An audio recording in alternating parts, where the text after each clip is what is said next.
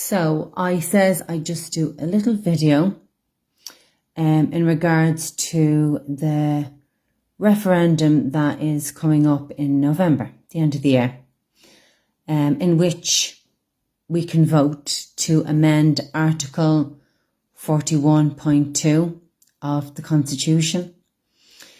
That article is about women in the home. So, so I just thought maybe we'll have a look at it and see what it's all about and what that article presently presents and offers to women in this country. Now, if we go by what government are saying, it doesn't sound too good at all. Because they're giving the impression and they're saying that it lacks equality, it lacks support for the woman, and it lacks or expects the woman to have much more responsibilities in the home as her role as the mother and the woman in the home. So to me that sounds like, discriminatory, really, doesn't it? If it's not given, if it has that much lack of support and care for women, and lack of equality and support, that certainly does not sound good at all. And maybe we would need it to be amended to give the women more support. So it doesn't sound good when I listen to the government, but we're just going to have a look now and see what it says. So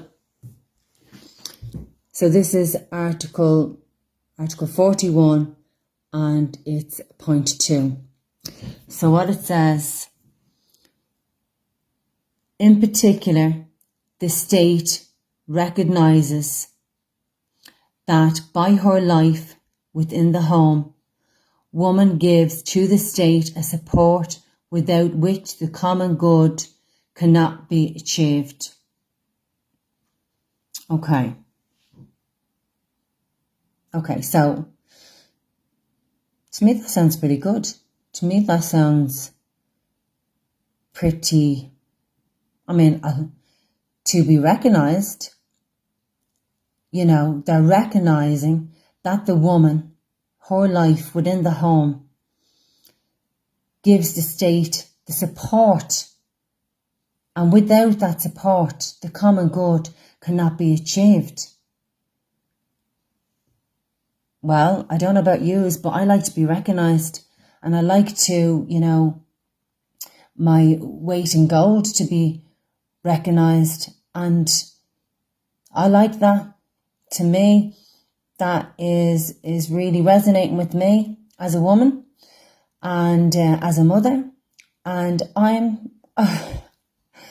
quite like the way they recognise and they thank the women and they acknowledge the woman's role in the home and how important the home is, and every home across the country is important for society and the common good.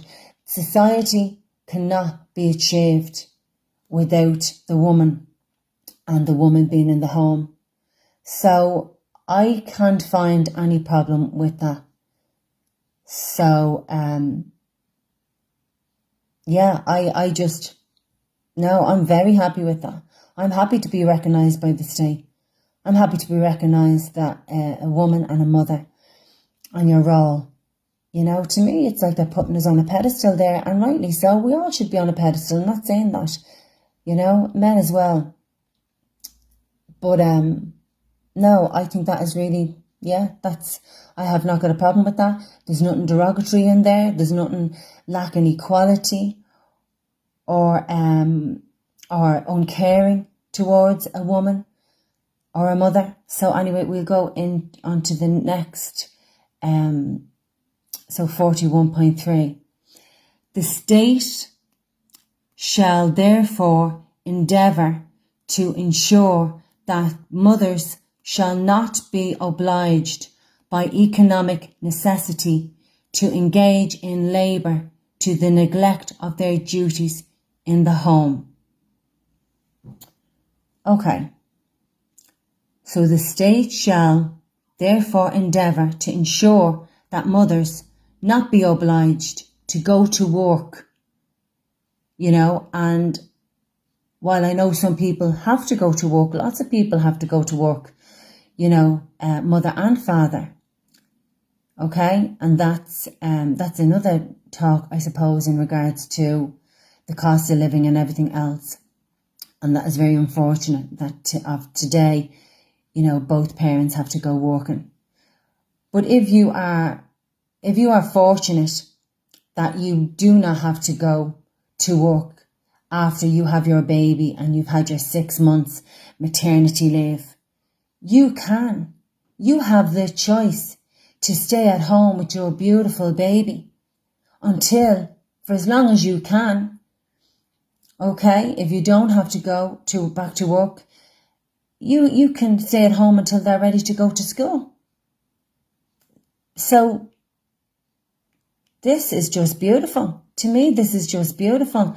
And I reading it, I can just feel the protection it gives women and mothers. The state shall therefore endeavour to ensure that mothers should not be obliged by economic necessity to engage in labour to neglect of their duties in the home.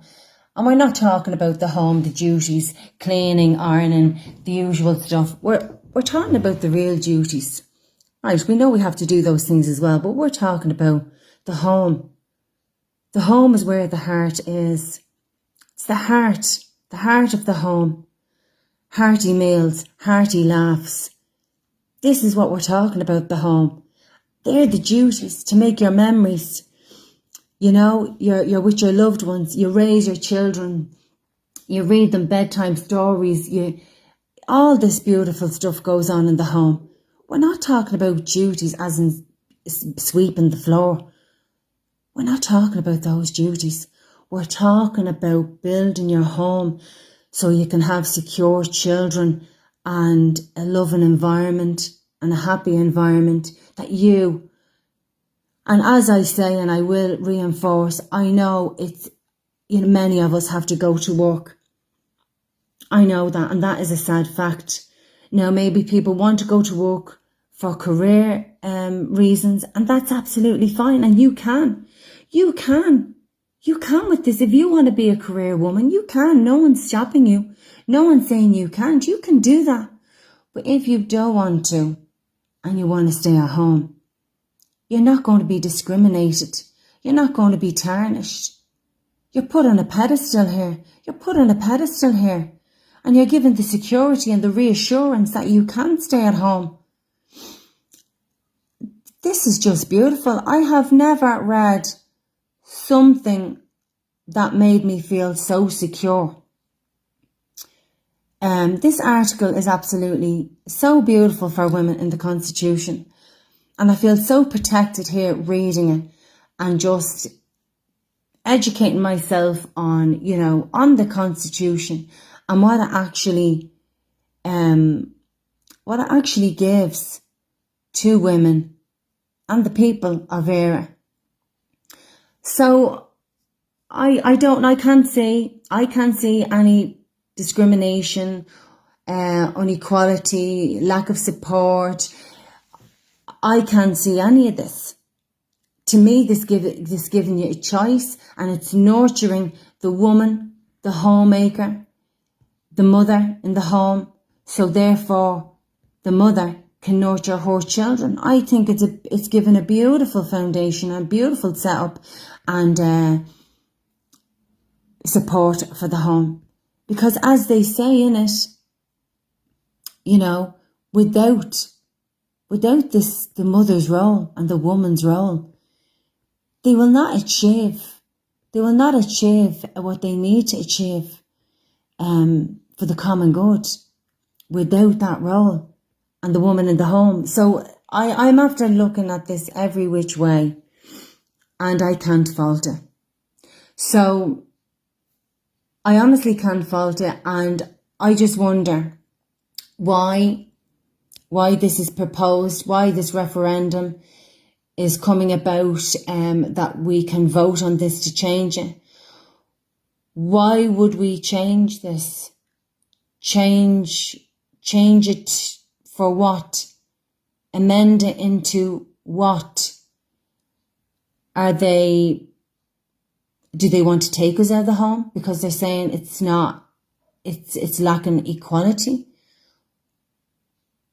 But it's not lacking equality. It's giving us the choice. We can stay in the home, or we can leave the home. We can go to work. We can be out of the home as much as we like, and we can be in the home as much as we like.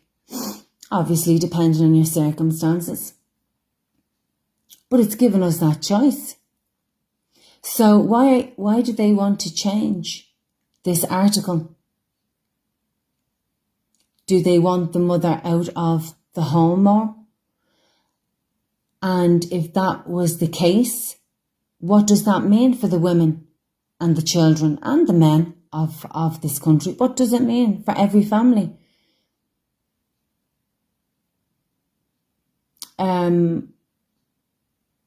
Why do they want us out of the home?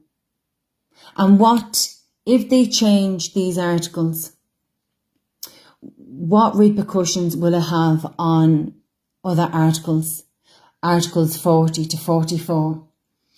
So this is Article 41, the family. Article 42 is education. Okay, and parents are the sole educators of their children. We are the sole educations of our children. So will it have any impact, negative impact, on the family, on the education, on religion as well? And private property. Private property is Article 43, and we know there's going to be a referendum about that as well, about the right to a house, the right to housing bill. And I'm just wondering, is it tied in? Is it tied in some way?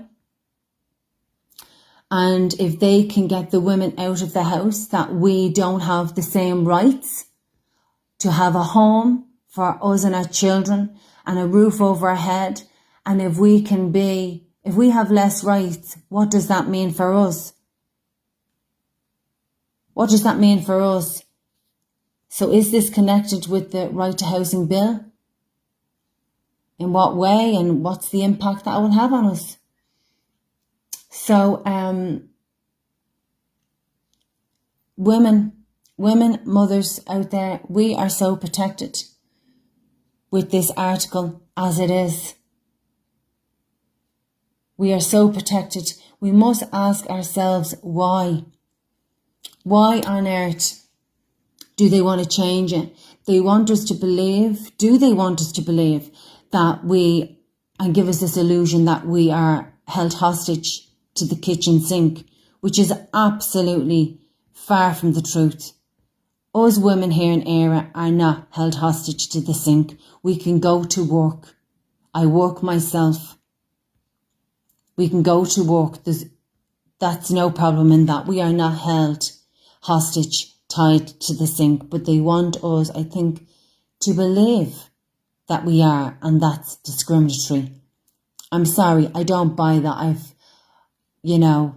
I don't buy that at all. So look, I'll wrap it up now. That's all I really wanted to say. And also just to let you know, this constitution that I have here, it's the bunreacht 1937 constitution, our real constitution that has the canopy of law. It is written in gaelach, as you can see here, the beautiful text. Okay, written in gaelach, and it's 63 articles. It's enrolled in the office of the Registrar of the Irish Supreme Court, and anything that is law must be enrolled in the Supreme Court. And this is our beautiful ancient text, gaelach. They actually they actually changed this text in the 40s, and they changed it to standardised Irish that they started teaching in schools and so on. But this is our real constitution, people. And I advise everybody to get to know it. And it has so much power. It has so much power because it acknowledges our Creator given rights. That's what it acknowledges. And it's the full force of law. In regards to, we have the Royal Blue Book that came into publication in 1948. And as you can see here, it's standard Irish. Does not have the same effect. It does not have the same meaning as gaelach. And also this has 50 articles. So they omitted 13 articles. This has the full 63 articles. And even the gaelach language, our ancient text, is so powerful that it's translated over here into the English. It does not even do its justice. Even in this English, it does not do its justice. When you get the real true translation from gaelach, it is so powerful, more than this English text. So, people, I think we just have to, educate ourselves, learn our rights. This is the constitution that we need to be using. This blue one is more for business purposes, for commerce, and this one is more for the people. So it's absolutely beautiful, and I'm sorry the video was so long, but I hope it makes some sense, and maybe if it can bring up discussion, because this is what we need now. We need discussion to know what this referendum is really about.